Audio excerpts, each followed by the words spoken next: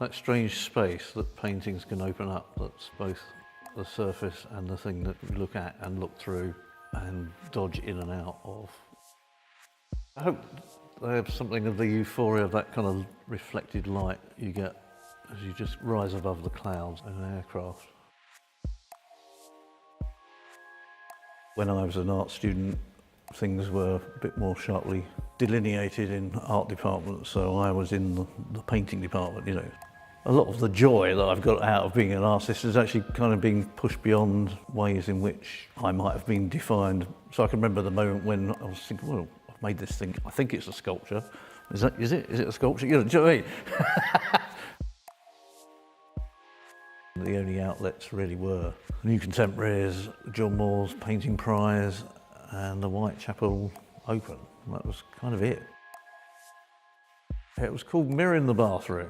I remember making up the frames and applying the coats of gesso and feeling, okay, maybe I've got something there. It was enough of a pat on the back to think that I wasn't entirely, you know, barking up the wrong tree. I mean, the best things at Chelsea were the complementary studies, and we had a course entitled Is There Life After Art School, which, you know, was a sort of a lowering of any expectations of, you know. Yeah, there was very little infrastructure there. The commercial art world consisted of Cork Street, and that was pretty much it. Through the rest of the 80s, people could eke out a bit of an existence, find very cheap housing or squat and all the rest of it, all those things that don't seem to be there now. So as much as there are more opportunities and outlets and venues for the visual arts, it does feel more like a career.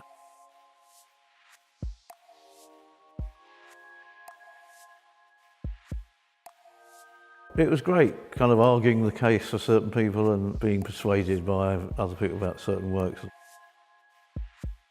No matter how uncomfortable or as far as you physically can on whatever money you can kind of generate, keep some kind of momentum going, because that's the hardest bit of the 2 or 3 years just after college. I mean, I suppose at my age now, you know, it's a job I've done for quite a long time, you know, but I think looking back, there's a certain resilience you have to do with being young, and there are certain highs that you get back from your work if you just keep going, really.